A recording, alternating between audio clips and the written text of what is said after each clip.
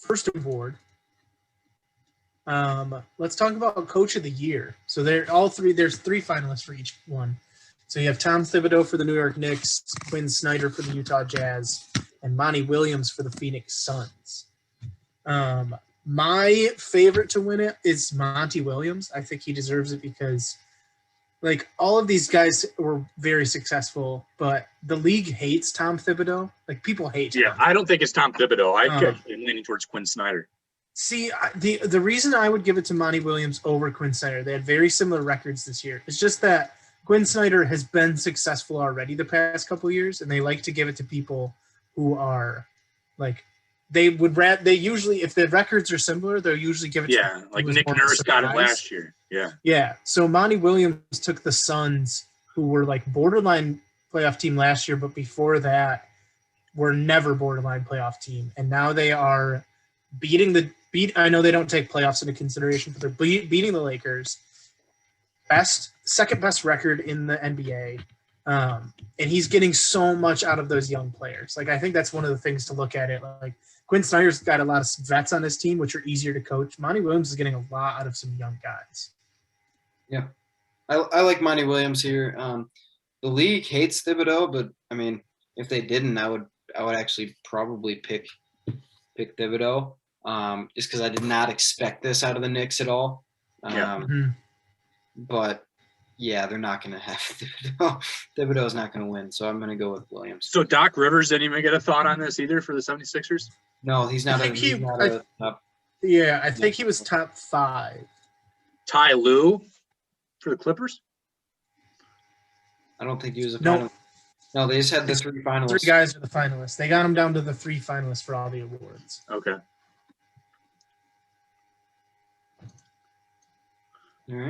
All right. Well, then, yeah.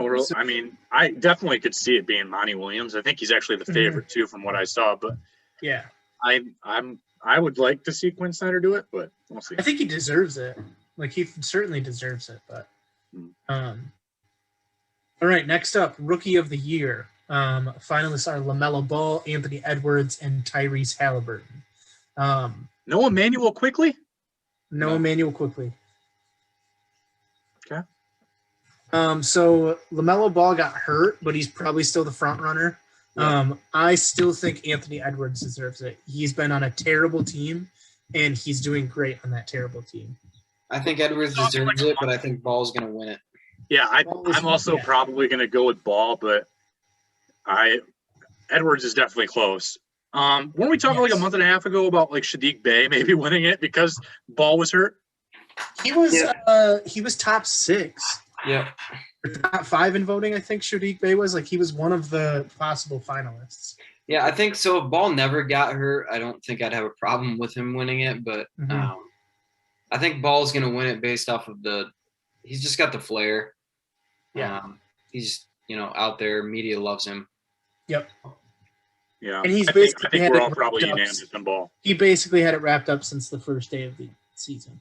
Yeah, I mean, he as long as he didn't flop. I mean, he was great. Don't get me wrong. He's a superstar.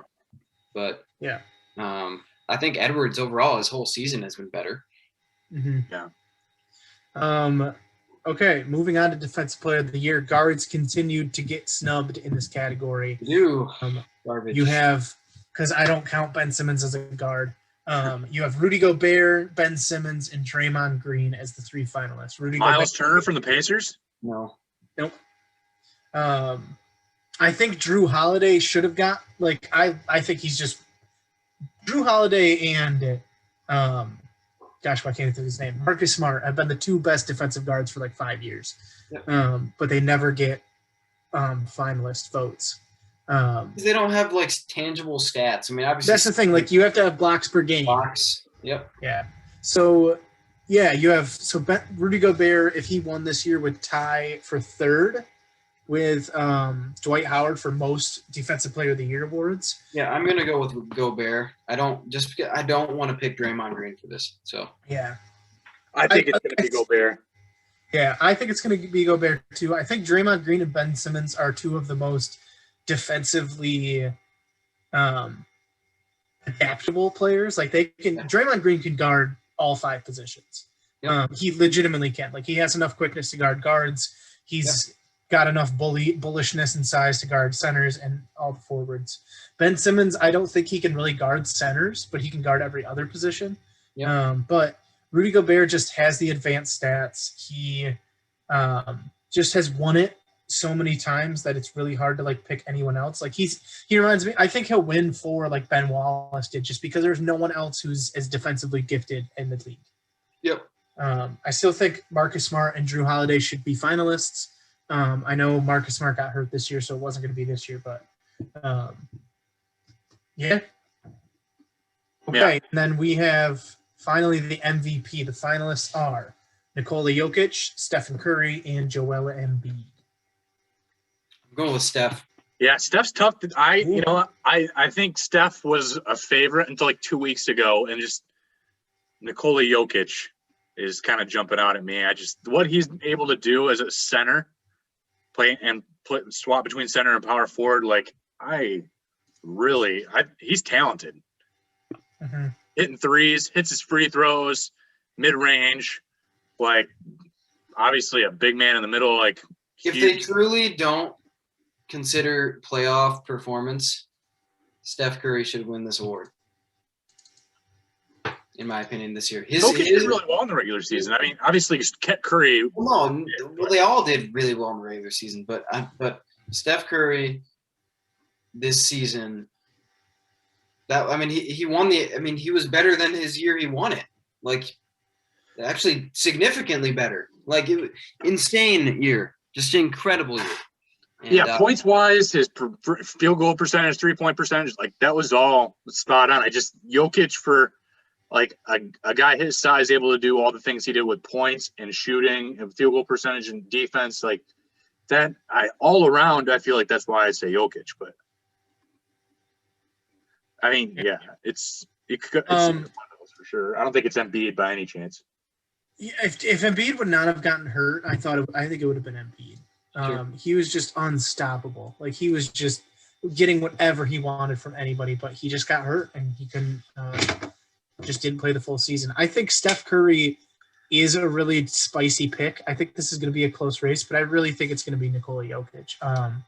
I think they want to give it to someone new because the NBA goes off narrative a lot with their awards. There was a woman who voted last year for the MVP, and after she voted, she said she voted for LeBron because of the narrative, which is ridiculous, but she probably still has a vote. So I think Nikola Jokic is going to win it because they want to give it to someone new. He's probably not going to – I wouldn't expect him to be in the top 3 ever again in his career. I think he's still going to be a top 3 player, if you want to say that. He's going to be – him and Embiid are going to be going back and forth for best center in the league for the next 8 years. But I think they just really want to give it to him. I do think Steph Curry deserves it, though. I think – averaging 32 points a game, shooting like he has, and just being like, I think we forget because of Steph Curry and that they're the Warriors, how bad that Golden State team is. Like, this is just last year's team, but with Steph Curry, and last year they were the worst team. Yeah, they were not good. Yeah, so having Steph Curry and they are basically a playoff team, that's crazy. So I think he really deserves it. I don't think either one is a wrong pick, but if I'm going with who I think's going to win it, it's Jokic in my head. Yeah. I did want to say that LeBron James has been in the top 3 for MVP or top 5 for MVP voting every single year since 2006, besides 19 when he got hurt. Insane. So, yeah, that's impressive. This is the first year that he played the full season. Well, I guess he was hurt for a little bit, but played basically the full season and did not get top 5. I don't even think he was in the top 10. No, I mean, there was nothing wrong with LeBron's game this year. It just wasn't. Yeah, he was out for a bit. He was.